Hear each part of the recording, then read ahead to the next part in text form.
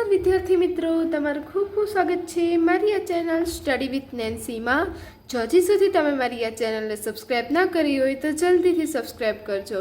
આજે આપણે પ્રકરણ નંબર 1 સંખ્યા પદ્ધતિ સ્વાધ્યાય 1.2નો 10મો 11મો અને 12મો દાખલો જોઈશું. તો જુઓ, સૌની પહેલાં 10મો દાખલો આપેલો છે.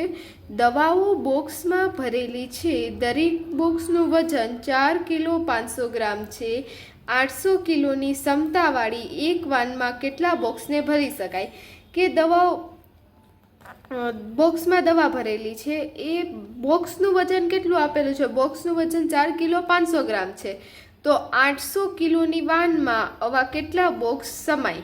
4 કિલો 500 ગ્રામના કેટલા બોક્સ સમાશે 800 કિલોની વાનમાં? તો આપણે પહેલાં લખશું એક બોક્સનું વજન કેટલો થશે? તો અહીં આપણને આપેલો છે 4 કિલો અને 500 ગ્રામ. તો આપણે અહીંયા જુઓ, 1 ગ્રામમાં છે ને 1 કિલોમાં છે. તો આપણે શું કરશું? આ કિલોમાં છે અને આપણે 1 ગ્રામમાં ફેરવી દઈશું. તો 4 કિલોને આપણે ગ્રામમાં ફેરવવું હોય તો શું કરાય? 4 ગુણ્યા 1000. કેમ કે 4 ગુણ્યા 1000 કરાય વત્તા આ 500 ગ્રામ. કેમ કે જુઓ, 1 કિલો બરાબર કેટલા થાય?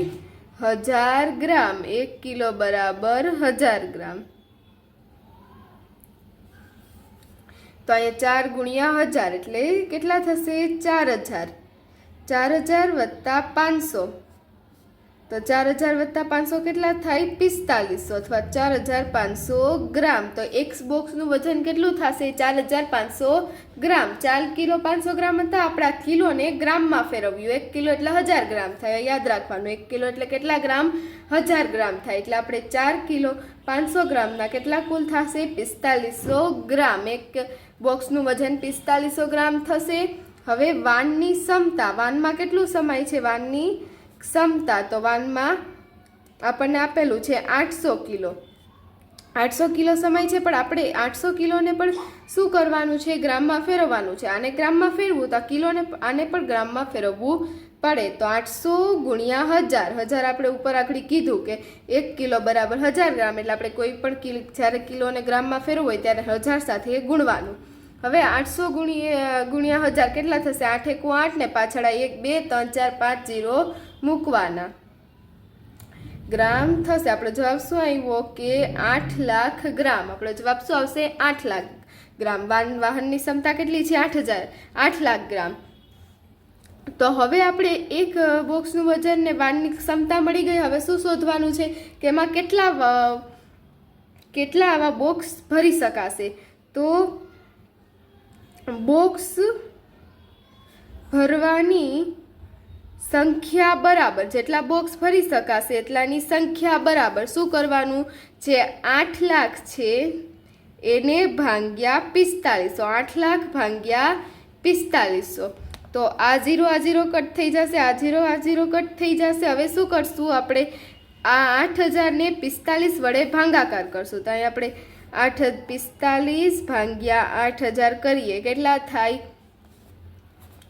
પહેલાં તો 45 દુ 90 થઈ જાય. એટલે 45 એકુ 45, આના 10, આના 7, અહીંયા 3 ને 5 કેટલા આવશે? 35. હવે ઉપરથી શું આવશે? 0. હવે 45 સત્તા કેટલા થાય? 45 સત્તા 315. હવે આના 0માંથી 5 નહીં થાય એટલે આના 0 ના 10, 5 ના 4. હવે 10માંથી 5 જાય એટલે 5, 4માંથી 1 જાય એટલે 3. કેટલા આવશે? 35. પાછો ઉપરથી 0 આવશે તો અહીં જુઓ 350, પાછું 7 સાથે જ ચાલશે. પાછા 7 સાથે 315. અહીંયા શું આવશે? અહીંયા 10, પછી અહીંયા 4, 4માંથી 1 જાય 3, 10માંથી 5 જાય કેટલા આવે? 5 આવે. તો અહીંયા છેદમાં 35 આવ્યો. હવે આપણે છેદ આપણે રહેવા દેશું, આપણે આગળ નહીં કરીએ તો પણ ચાલશે, કરો તો પણ ચાલે. આપણો જવાબ આવી ગયો 177 જવાબ આવી ગયો. 35 છેદમાં વૈધાય આપણે નહીં લખીએ તો ચાલશે. બરાબર આવશે 177. તમે આમ લખવું હોય તો કેવી રીતે લખાય? કે 35ના છેદમાં 45.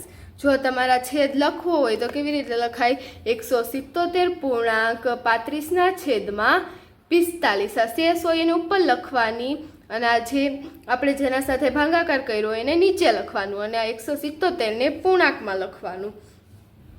તો આપણો જવાબ શું આવશે? 177 35/45. એટલે આનો મિનિંગ આપણે હજી છેદ ઉડાડવા હોય તો ઉડી શકાય કે 5 સત્તા 35 અને 5 9 45. તો શું આવે? 177 7/9. પણ આપણે આમાં શું પૂછેલું છે? કેટલા બોક્સ ભરી શકાય? તો બોક્સને આપણે અડધા માની લેવાનો, અડધો બોક્સ થાય તો અડધો બોક્સ તો ભરી નથી શકવાના, એટલે આપણે જવાબ શું આવશે? 177 જ આવશે. તો જો તમે શેષ ના લખાવો તો પણ ચાલે. તો આપણે લખશું કે 800 કિલોની ક્ષમતાવાળા વાનમાં 177 બોક્સ ભરી શકાય. તો આપણા 10મા દાખલાનો જવાબ શું આવશે? 177 બોક્સ. હવે જોવો એવી જ રીતે 11મો દાખલો આપેલો છે. શાળા અને વિદ્યાર્થીના ઘરની વચ્ચેનું અંતર 1 કિલોમીટર 875 મીટર છે. રોજિંદા આવતા જતા બંને વખત ચાલે છે 6 દિવસમાં. તો તેના ઘરને આવરી લેવાતું અંતર કુલ અંતર શોધો. તો વિદ્યાર્થીની શાળા અને ઘર વચ્ચેનું અંતર 1 કિલોમીટર 875 મીટર છે.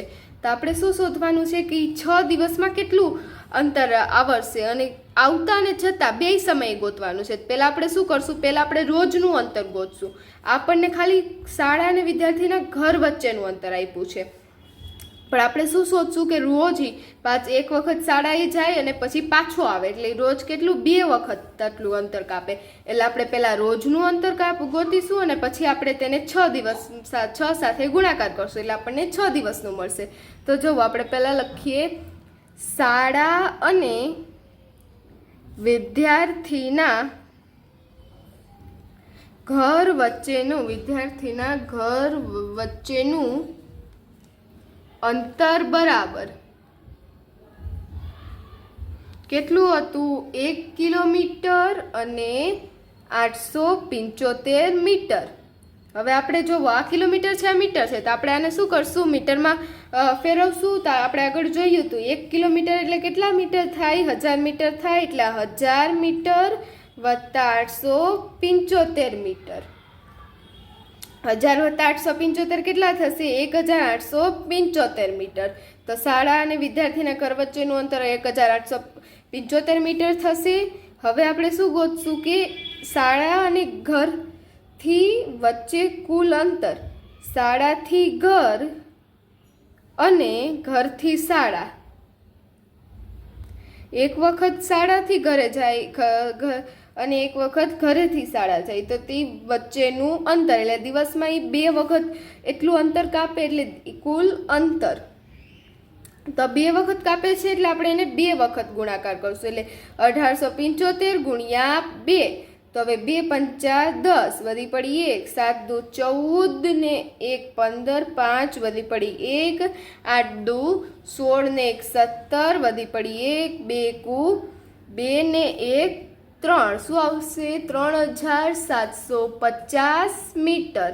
જો તમને આમ સીધું ગુણાકાર ના કરતા આવડે તો તમે સાઈડમાં જો આ રીતે પણ કરી શકો કે 1875 ગુણ્યા 2 આવી રીતે કરો તો પણ તમારે ચાલે. કે શું આવશે આપણો જવાબ? 3750 મીટર. તો રોજ એટલું કાપે છે, રોજ 3750 મીટર કાપે છે. તો 6 દિવસમાં કેટલું કાપશે? તો આપણે લખીએ 1 દિવસમાં વિદ્યાર્થી દ્વારા આવરી લેવાતું અંતર બરાબર 3750 મીટર. કેટલું છે? 3750 મીટર. હવે આપણે 6 દિવસનું ગોતવાનું છે. તો 6 દિવસમાં વિદ્યાર્થી દ્વારા આવરી લેવાતું અંતર કેટલું થશે? આવરી લેવાતું અંતર આપણે શોધવું હોય છે. શું કરશું કે 3750 છે એને આપણે 6 સાથે ગુણાકાર કરશું. તો 6 0 0, 6 પંચા 30, વધી પડી 3, 6 સત્તા 42 ને 3 45, 5 વધી પડી 4, 6 તેરી 18, 18 ને 4 કેટલા થઈ? 22. તો શું આવશે આપણો જવાબ? 22,500 મીટર. તો આપણે એને કિલોમીટરમાં 22,500 મીટર જવાબ આવશે. હવે આપણે એને કિલોમીટરમાં ફેરવવું હોય તો આમ લખી શકીએ 22 કિલોમીટર અને 22 કિલોમીટર 500 મીટર. કેમ કે આ 22,000 છે તો 22,000 ને આપણે 1000 વડે ભાગાકાર કરીએ. શું આવે? 22 આવે જવાબ, એટલે 22 કિલોમીટર અને 500 વધે એટલે એ 500 મીટર. 22 kilometre 500 metre. તો આપણે શું લખશું કે 6 દિવસમાં વિદ્યાર્થી દ્વારા 22 કિલોમીટર 500 મીટર અંતર આવરી લેવાયું. તો આપણો 11મા દાખલાનો જવાબ શું આવશે? 22 કિલોમીટર અને 500 મીટર. જુઓ તો તેવી જ રીતે 12મો દાખલો આપેલો છે. એક પાત્રમાં 4 કિલોગ્રામ 500 ગ્રામ દહીં છે. તેમાંથી 25 ગ્રામની ક્ષમતાવાળા કેટલા કપ ભરી શકાય? કે એક પાત્રમાં કેટલું છે? 4 કિલો અને 500 ગ્રામ દહીં છે. તો 25 ગ્રામના કેટલા કપ ભરી શકાય? તો પહેલાં આપણે પાત્રમાં દહીં શોધીએ કે પાત્રમાં દહીં બરાબર કેટલું છે? 4 કિલોગ્રામ 500 ગ્રામ. આપણને આપેલું જ છે પણ કેમાં આપેલું છે? કિલોગ્રામ ને ગ્રામમાં છે. આપણે આ બેને એકમાં જ કરવાનું. એકમાં કરવું એટલે નાના એકમમાં કરવાનું. નાનો એકમ ગ્રામ છે એટલે આપણે એને ગ્રામમાં કરશું. કિલોગ્રામનું આગળ પણ કીધું છે 1 કિલોગ્રામ બરાબર 1000 ગ્રામ, એટલે 4 ગુણ્યા 1000 વત્તા 500 ગ્રામ. 4 ગુણ્યા 1000 કેટલા થશે? 4000 વત્તા 500 ગ્રામ. તો 4000 વત્તા 500 કેટલા થાય? 4500 થાય. તો 4500 ગ્રામ. પાત્રમાં દહીં કેટલું સમાય? 4500 ગ્રામ.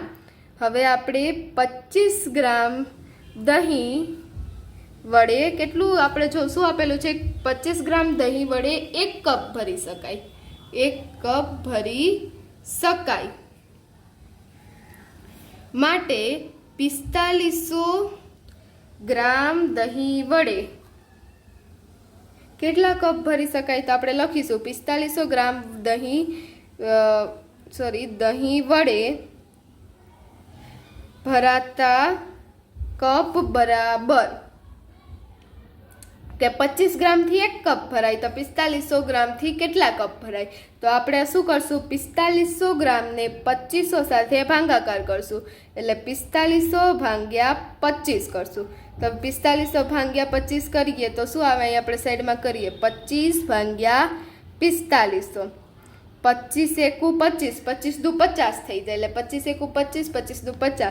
તો 50 વધી જાય એટલે આપણે 25 સાથે કરશું. 25 એકુ 25. અહીંથી શું 0 0 થઈ જશે? 4માંથી 2 જાય એટલે 2. ઉપરથી આવશે 0. હવે 25 અઠ્ઠા કેટલા થાય? 25 અઠ્ઠા 200 થશે. એટલે 200માંથી 200 જાય 0 0. હવે પાછો ઉપરથી એક 0 આવશે. તો આ ઉપર આપણે અહીંયા 0 મૂકી દઈએ. 0 જા 0. તો આપણો જવાબ શું આવશે? 180 બરાબર 180 કપ. તો અહીં 25 મિલીની ક્ષમતાવાળા કેટલા કપ ભરી શકાશે? 180 કપ ભરી શકાય. કેટલા? કુલ 180 કપ ભરી શકાશે. તો આપણા 12મા દાખલાનો જવાબ આવશે 180 કપ. તો અહીં આપણો પ્રશ્ન નંબર 10, 11 અને 12 પૂર્ણ થાય છે. જો તમને વિડીયો પસંદ આવ્યો હોય તો લાઈક શેર સબસ્ક્રાઈબ કરજો. Thanks for watching.